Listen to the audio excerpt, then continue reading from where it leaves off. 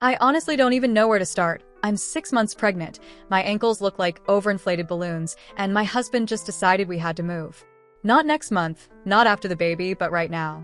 He said it would be better for us, fresh air, closer to the sea, less stress. At first, I actually thought it sounded kind of sweet. He'd been distant for a few months, always tired, scrolling on his phone, staying up late to finish reports. At least, that's what he claimed. I thought maybe he was trying to do something nice for me. Nesting instinct, right? He even said, "You'll love it there, babe." Imagine our little one hearing the waves at night. And I believed him. So I started packing boxes between doctor's appointments and Braxton Hicks contractions, while he handled the logistics. Which, in retrospect, is code for shady crap I didn't want you to see. But here's where things started to feel off. The new house wasn't really ours.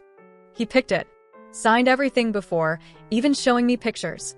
He said, "Don't stress yourself, I'll handle it." Which, I know now, was his favorite line when he was hiding something.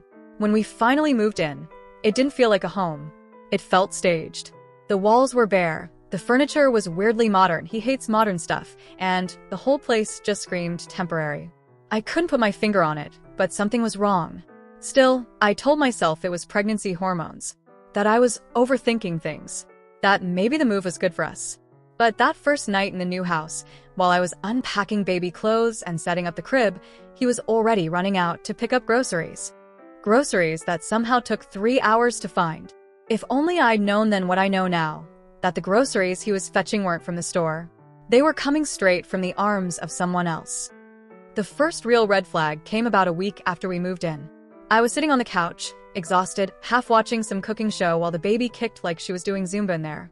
He'd been working from home that day, except, apparently, working from home now meant taking long phone calls outside in the driveway and whispering like a spy in a bad movie. At first, I tried to brush it off. I told myself he's probably on with a client, or maybe he's planning a surprise for the baby. Because that's what you do when you love someone. You give them the benefit of the doubt until the doubt starts to eat you alive. Then came the weird lie. He came inside one afternoon, smelling like cologne I didn't recognize, and not in a sexy, "I tried something new" way, in a "someone else sprayed this on me" way. I asked, kind of teasingly, "Who are you smelling good for?" He froze. Like, actually froze. Then he laughed, that fake, too loud laugh he does when he's panicking, and said, "Oh, haha, it's from the new air freshener in the car. It must have, leaked." Leaked. Into his collar. I remember just staring at him, trying to decide if I should laugh or cry. I went with laugh, the kind of laugh you use to cover up that sinking feeling in your gut. A few days later, he started working late again. Except now, he was working late in a town 20 minutes away. The same direction as the cute little beach cafe he suddenly seemed obsessed with. He'd say, "I need space to think, babe. The new house has bad Wi-Fi." And there I was, pregnant, tired, and unpacking boxes, nodding like an idiot, telling him, "Of course, honey. Take your time." But one night, something shifted. He came home later than usual, almost midnight, and when I asked what happened, he said he'd stopped to help a coworker whose car broke down. "Oh," I asked. "Who?" He blinked, stuttered, then said, "You don't know her." Her. And that was the first time my stomach really dropped. Because I didn't know her, but apparently, she existed enough to need his help in the middle of the night. That night, after he fell asleep, I picked up his phone.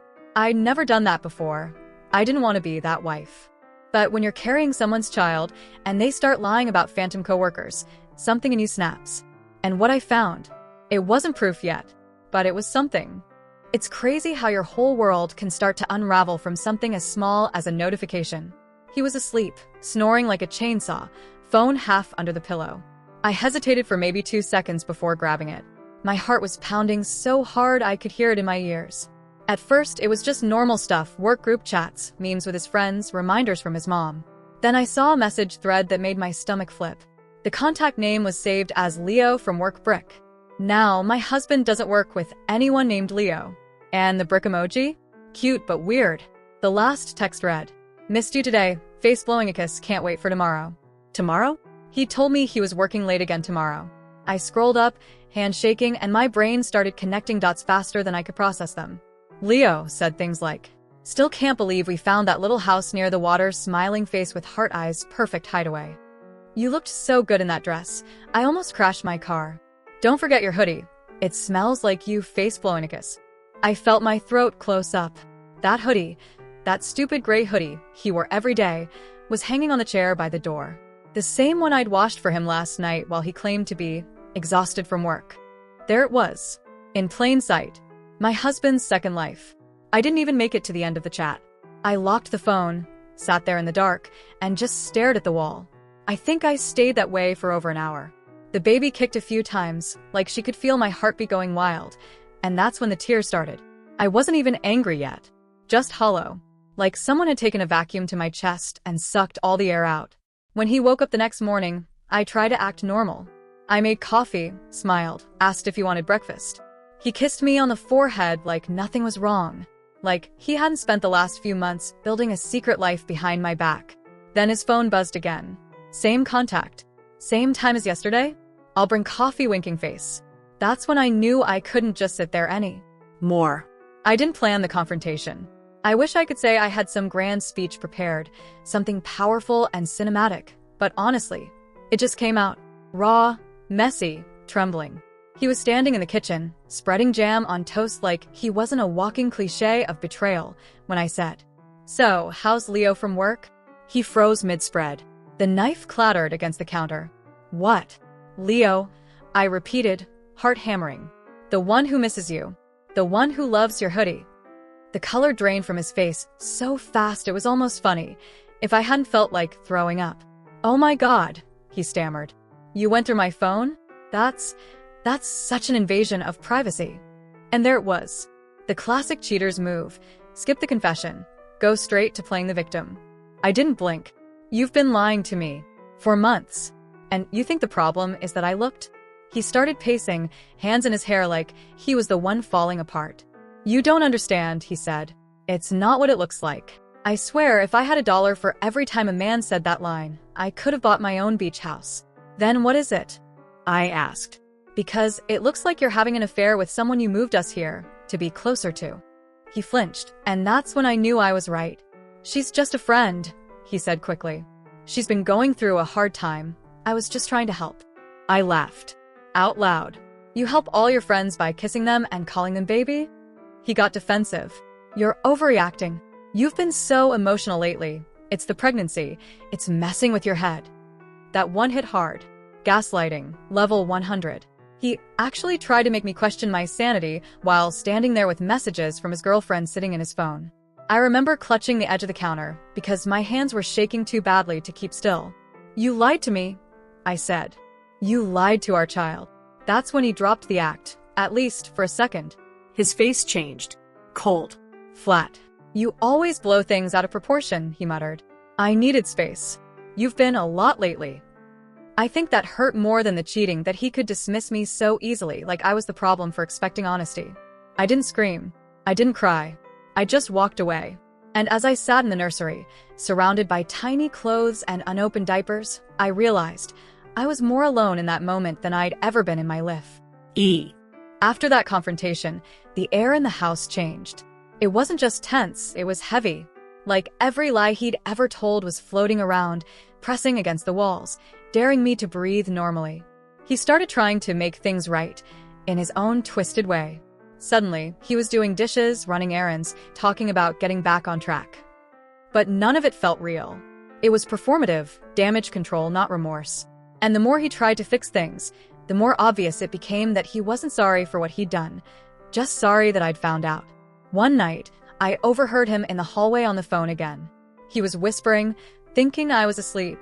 I caught fragments. No, she's still here. Just give it time. I can't leave yet. That last one hit me like a punch to the gut. Can't leave yet. Not don't want to leave. Not I love my wife. Just yet. The next morning, I asked him who he'd been talking to. He blinked, then smiled that stupid nervous smile and said, Oh, my brother. He's having issues with his girlfriend. Funny. His brother was single. When I didn't respond, he sighed dramatically, grabbed his keys, and said, I can't do this right now. You're too intense. He stormed out. Didn't even grab his wallet. Just disappeared for hours. That's when something in me snapped. I opened his laptop, the one he never let me touch. At first, it was locked, but the genius used the same password as his email. And there it was. Emails with rental listings. Photos of him at the same little beach cafe with her hand on his arm, her sunglasses reflecting him. One photo had a caption, "Can't wait till it's just us. No more sneaking around face blowing-icus." I stared at it for a long time. It was taken 2 weeks before we moved. So that house near the sea? That wasn't for me. It was for her. I slammed the laptop shut and just sat there, shaking. Angry, humiliated, heartbroken, all of it. And somewhere beneath all that, there was something else. A small, steady spark of clarity. I realized I'd been building a future with someone who'd already moved on to his next one. So, I did something I hadn't done in months. I called my sister, told her everything. Every lie, every message, every excuse. She didn't even hesitate. She said, "Pack your stuff. Come here. We'll figure it out." That was the first time I felt like I could breathe again. After that phone call with my sister, I sat in the nursery for what felt like hours, just holding one of the baby's tiny onesies and trying to convince myself this wasn't real life. But it was. And pretending it wasn't had gotten me nowhere. So I started planning. Quietly. Methodically. The same way he planned his lies. First, I made a list. Things I needed to take, essentials, documents, baby stuff, my medical files. I didn't want to leave everything behind, but I also didn't want to give him the satisfaction of knowing I'd been plotting my exit. While he was at work, which at this point I knew meant anywhere, but I started moving small items into boxes. I told him I was reorganizing before the baby. He didn't question it, too busy texting whoever Leo really was. Next, I called my OBGYN and quietly transferred my care to a clinic closer to my sister's house.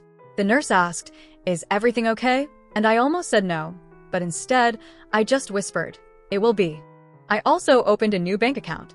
Took what little money I could, the grocery budget, the emergency fund I'd squirreled away when I first started noticing things didn't add up. He'd taken control of most of our finances months ago, under the guise of making life easier for me. Turns out, that was just another form of control. Every night, I rehearsed what I'd say when I finally walked out. But when the moment came, I didn't need any speech. It was a Friday. He left early, said he had a team lunch. Right. A team lunch that required cologne and his nicest shirt. As soon as I heard his car pull out, I went into autopilot. I packed my bags, loaded them into the car, and took one last look around that stupid dream house. It hit me how symbolic it all was. The empty rooms, the peeling paint, the echo of a place that never felt like mine. It wasn't a home. It was a cover story. Before I left, I wrote him a note. Nothing dramatic. Just a few sentences. "You wanted space. Now you have it. I hope the ocean's worth the lies. Don't call me. I'll reach out when I'm ready." Then I left the keys on the counter, got in the car, and drove. The whole way to my sister's, I felt this mix of grief and relief, like shedding skin that was too tight, too suffocating. I cried at red lights and laughed hysterically when the baby kicked, like she was cheering me on. For the first time in months, I felt in control. Not of him, not of what he'd done, but of myself. I didn't even make it halfway through unpacking at my sister's before my phone started blowing up. At first, it was just a missed call. Then another. Then 12. By the time I checked, there were 37 unread messages and 3 voicemails from him. The first one was calm, that fake, condescending calm he used when he thought he could talk his way out of anything. "Hey babe, just noticed your car's not here. You running errands or something? Call me, okay?" An hour later, the second voicemail came. The calm had cracked. "What the hell? Why's the house empty? Where are you? What did you do with my stuff?" His stuff. Not our life. Just his stuff. The messages got more frantic. Then pathetic. Then angry again. He tried everything.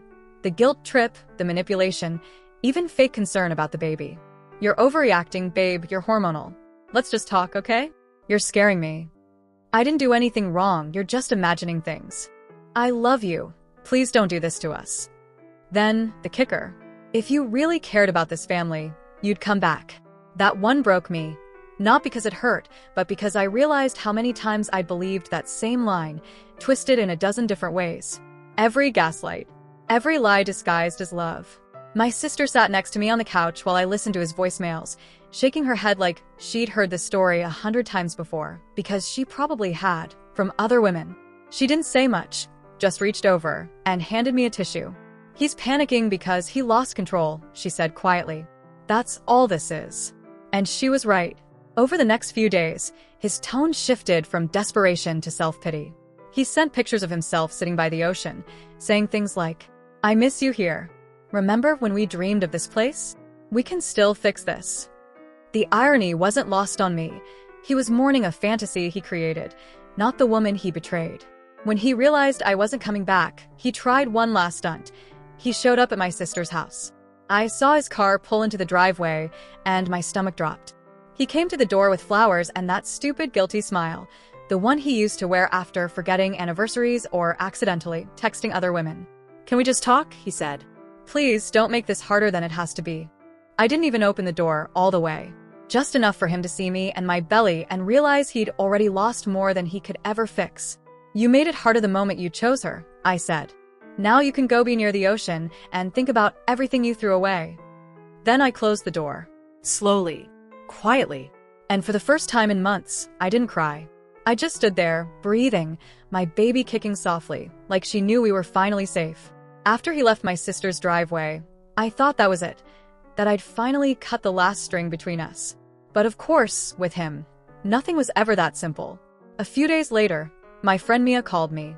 She sounded nervous, the kind of voice you get when you know you're about to ruin someone's peace with the truth.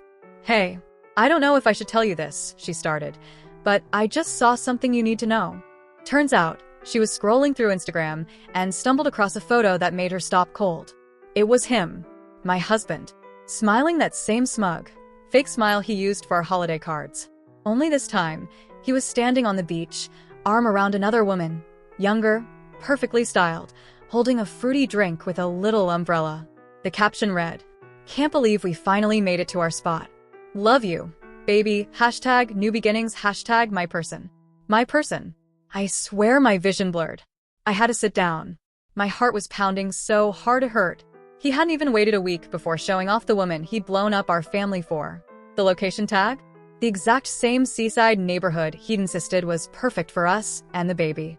The same one he'd convinced me to move to while I was 6 months pregnant, saying he just wanted a calmer environment.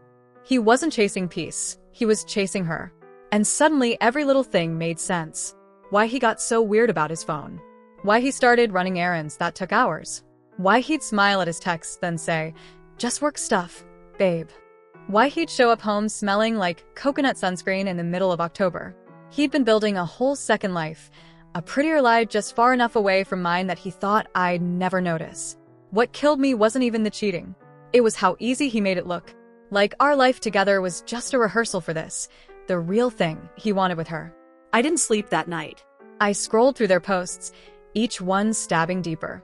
There they were at the pier. At a seafood restaurant he once said was too expensive. On a sunset walk, the same one we'd taken when we found out I was pregnant. The same words, the same poses, the same damn lies, recycled, repackaged, reposted. He didn't even have the creativity to cheat with originality. The next morning, I called my lawyer. I didn't have the money for a big legal fight, but I was done being the quiet one who didn't want to cause drama. I had a baby to protect, and a future to rebuild that didn't include him. As I hung up the phone, I felt something shift inside me. Not rage, not heartbreak. Something colder, clarity. He'd chosen his new beginning. So, I was going to choose mine. The morning after calling the lawyer, I woke up to silence. No half-burnt coffee smell. No sound of his keys clattering on the counter. No fake, "Morning," babe said with that guilt-coated voice. Just peace. It was the first time I'd felt it in months, and the strangest part was how foreign it felt. I didn't realize how used I'd become to chaos until it was gone. The first few days were survival mode. I cried in the shower so my sister wouldn't hear. I reread old texts from him just to remind myself how insane it all was. How I'd asked, "Why do you smell like sunscreen?" And he'd said, "I helped a coworker move. She spilled lotion." Or when I found 2 wine glasses in the sink after he'd said he was working late, and he laughed, "Oh, I poured one for you. You just forgot." Like gaslighting was his first language. But the deeper I sank into those memories, the more I realized something ugly.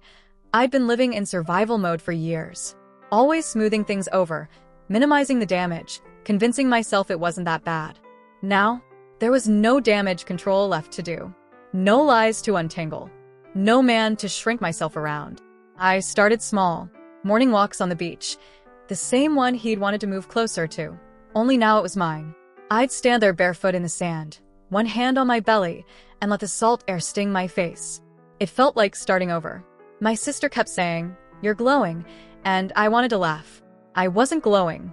I was breaking and rebuilding at the same time. But maybe that's what healing actually looks like, a mess that somehow starts to feel like freedom. Of course, he kept trying to contact me. Emails, texts. "We need to talk. You're overreacting. I can't believe you're doing this to me." And my personal favorite, "She doesn't mean anything." I was just confused. The man had maintained 2 relationships and still somehow thought confused was a reasonable excuse. I didn't respond. Not once. Every ignored text felt like reclaiming a tiny piece of my dignity. Every unanswered call was a boundary I'd never had the courage to set before. It was hard, though, not gonna lie. There were nights when I'd reach for my phone just to see if he'd said something kind, something remorseful. But I'd stop myself. Because even if he did, it wouldn't be real. He'd used up all his words, and none of them meant anything anymore. One night, I sat in the baby's room, our daughter's room now, folding little clothes and humming to her. I looked around and realized I wasn't scared anymore. Not of being alone. Not of starting over. Not of him. It hit me then. He didn't break me. He just showed me how strong I actually was. I should have known he wouldn't stay gone for long. Men like him never really disappear. They just circle back when they realize the doors finally closed. It was a Thursday afternoon, around 3 p.m. I was sitting on the porch with my swollen feet up, sipping peppermint tea, feeling the baby kick. I remember thinking, maybe I'm finally okay. Then I heard the crunch of tires on gravel. I looked up and there he was. Same car.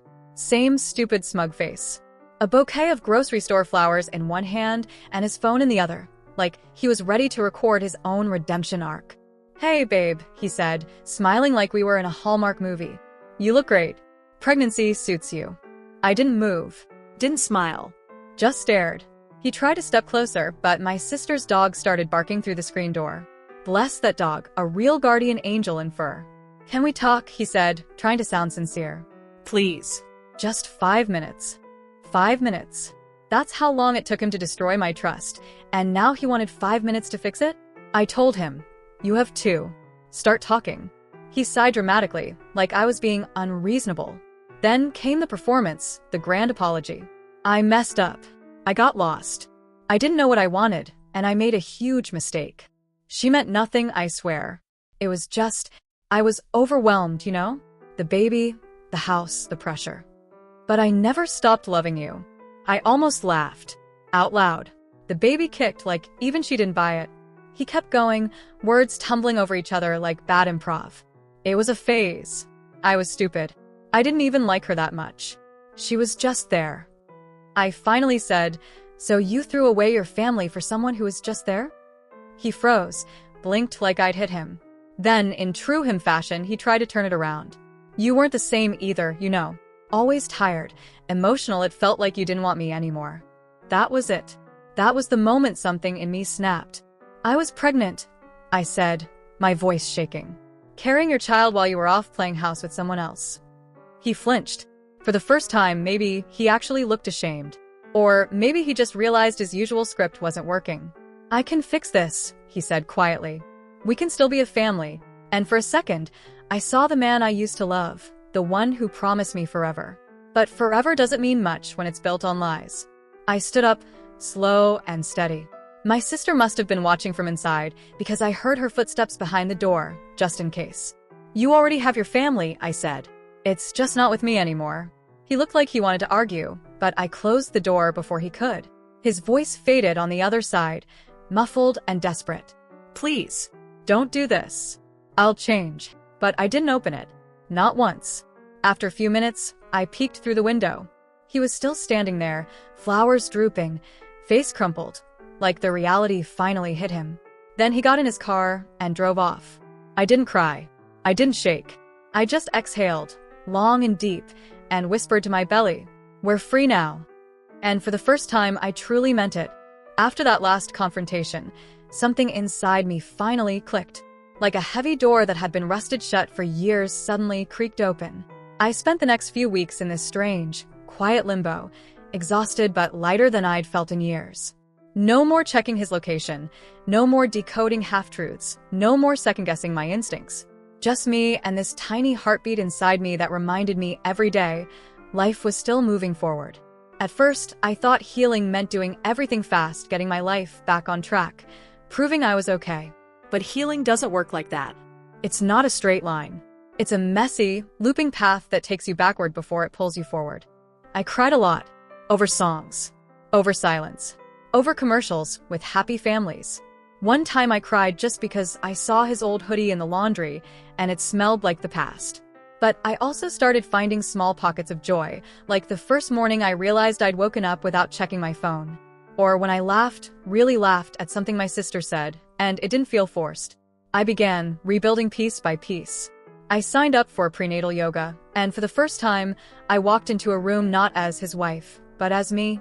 Just a woman, nervous and brave, trying to start again. I started journaling too. Every night, I'd write 3 things I was grateful for. Some days it was deep, my sister's support. Some days it was small, chocolate ice cream and clean sheets. But it helped. It grounded me. The baby became my anchor. Whenever I felt like collapsing into the weight of everything he'd done, she'd kick, almost like she was saying, "Not yet, Mom. We've got things to do." I'd put my hand on my belly and whisper back, "I know, baby. I know." People kept asking if I'd talk to him again, for the sake of the baby. But I already knew the answer. I'd spent too long trying to make him the man he pretended to be. I wasn't going back to a ghost. The funny thing is, when the noise dies down, when you finally stop running from the heartbreak, you start seeing yourself clearly again. I looked in the mirror one morning, hair a mess, eyes puffy, but I saw her. The woman I used to be before him, before all the lies. She looked tired, sure, but she was still there. Still standing. Still trying. And that's when I realized I wasn't just surviving anymore. I was becoming. The night she was born was the calmest and wildest night of my life. It started quietly, a dull ache that I thought was just another false alarm. I was almost 39 weeks, exhausted, swollen, and ready to meet the tiny person who had kept me grounded through absolute chaos. I remember walking around the living room, breathing through the pain, thinking, of course she'd come early. She's her mother's daughter. Dramatic timing runs in the family. My sister drove me to the hospital at 2 a.m. The roads were empty, the world half asleep. The hum of the car and the ocean air outside felt like the universe was holding its breath with me. When we got there, everything blurred, monitors beeping, nurses moving fast, the sound of my heartbeat echoing through the room. And then, just like that, after months of holding my breath through heartbreak and uncertainty, she was here.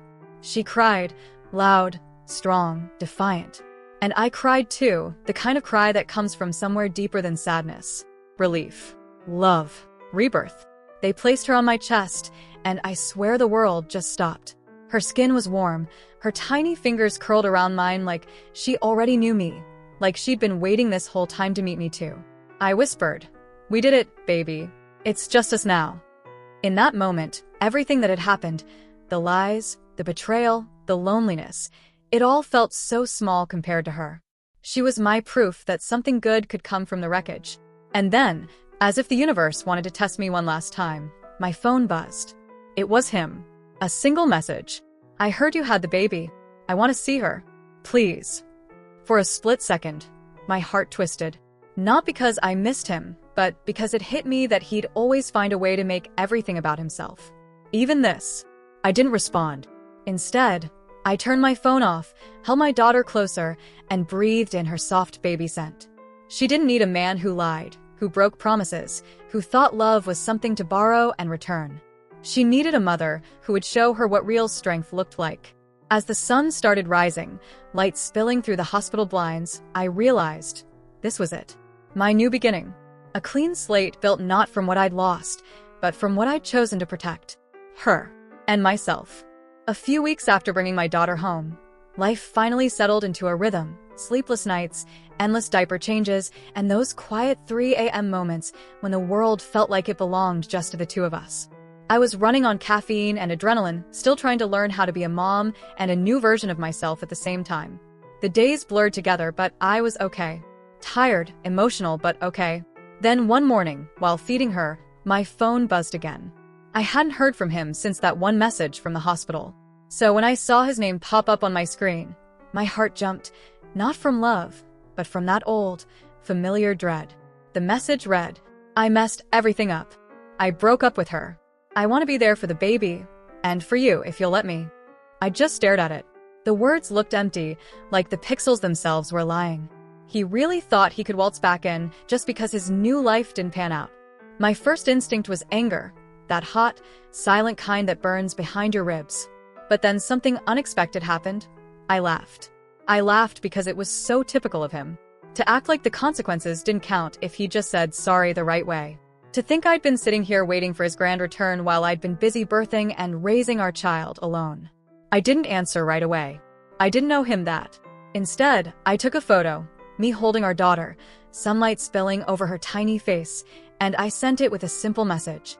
"We're fine. She's loved." That's all that matters. No bitterness. No invitation. Just truth. He replied almost instantly. "You don't understand. I made a mistake. I want to be her dad." That's when I stopped laughing. Because that part stung. Not because I wanted him back, but because my daughter deserved better than a man who treated fatherhood like an afterthought. So I told him the truth. You don't get to pick and choose when to show up.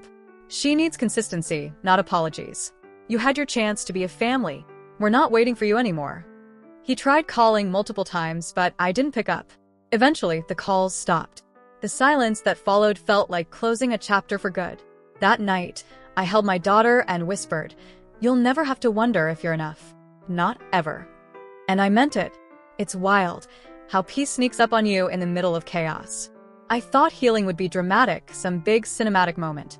But really, it's just tiny choices, the quiet decision over and over not to go backward. That message didn't break me.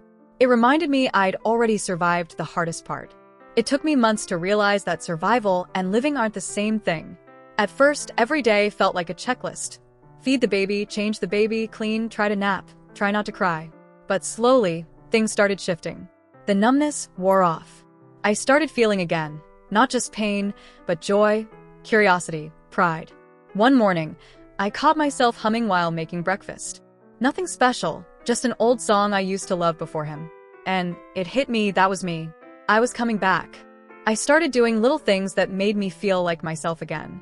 Painting, taking walks by the sea, reading before bed instead of scrolling through our old messages. I even started journaling letters to my daughter, not about him, but about us. How we survived, how she came into this world with strength in her bones, how she taught me what love actually means. People kept saying, "You're so strong," and I'd smile politely, but the truth? I wasn't born strong. I became strong because I had no choice. Strength, I've learned, isn't loud or dramatic. It's quiet. It's choosing to get up every day, even when your heart feels heavy. I found a part-time remote job doing design work, something I'd put on hold when we got married because he said, "You don't need to work, babe. I'll take care of everything." Now, earning my own money felt like reclaiming pieces of myself I didn't even realize I'd lost. There were setbacks, of course. Days when I'd see a couple walking hand in hand and feel that sting, that why wasn't I enough? Ache. But those moments passed faster each time, because I finally understood it was never about being enough. It was about being with someone who could see it, and I wasn't angry anymore. Not really. If anything, I was grateful because losing him forced me to meet myself. The real me. The one who isn't defined by someone else's lies or approval. My daughter started smiling then, those gummy, all-in smiles that light up a room. Every time she laughed, it felt like a reminder that something beautiful had come out of something broken. That maybe heartbreak wasn't the end of my story. Maybe it was the plot twist that saved me. So I started saying yes again. Yes to life. Yes to change. Yes to me. And when people ask if I'd ever take him back, I just laugh. Because I already did the hardest thing. I took myself back. Sometimes I scroll back through my old journal entries, the ones I wrote when everything was falling apart, and I barely recognize the woman on those pages. She was scared. She was lonely. She thought her life had ended because a man who promised her forever turned out to be temporary. But now, sitting here months later, My daughter asleep on my chest, I know better. It wasn't the end. It was the beginning of something I didn't even know I needed, me. People always talk about betrayal like it's just heartbreak, but it's deeper than that. It's a rewiring. It's having to teach yourself to trust again, not just others, but your own instincts. It's realizing you ignored every red flag because you wanted the story to have a happy ending. And I get it now, sometimes the happiest ending is walking away. I learned that love isn't meant to make you small. It isn't supposed to make you doubt your worth, or question your reality, or beg for scraps of affection. Real love feels safe, not like something you have to earn. Looking back, I see how many times I accepted crumbs and called it a feast. How many times I mistook manipulation for effort. How I confused being needed with being loved. And I forgive that version of me. The one who tried to hold it all together, who thought if she just loved harder, he'd change. She didn't know better. But she learned. Now, when I look at my daughter, I know exactly what kind of woman I want her to grow up to be. One who never shrinks to fit inside someone else's idea of love. One who knows her worth before anyone tries to define it for her. One who leaves when she's being lied to, not when she's broken. He's reached out a few more times since then. Nothing new, just recycled apologies, promises that mean nothing, words I've already heard in 10 different versions. I don't reply. I don't need to. Because silence, I've learned, is sometimes the loudest answer. My life isn't perfect. I'm still healing. I still have nights where the past creeps in, where I wonder how it all went so wrong. But then I hear my daughter giggle in her sleep, or I feel the breeze from the open window, and I remember, it's okay. I'm exactly where I'm supposed to be. If anyone reading this has ever felt the same, stuck, broken, convinced you'll never recover, please hear me. You will. It won't happen overnight, and it won't look pretty. But one day, you'll wake up, take a deep breath, and realize the weight is gone. You'll stop waiting for an apology. You'll stop replaying what went wrong. And you'll start living again for you. Because the truth is, losing someone who lies to you isn't really a loss. It's freedom disguised as heartbreak. And sometimes, the most powerful thing you can ever say isn't, I forgive you. It's, I'm done. Then you close the door, hold your head high, and walk into your new life, one honest, beautiful breath at a time. Red Heart,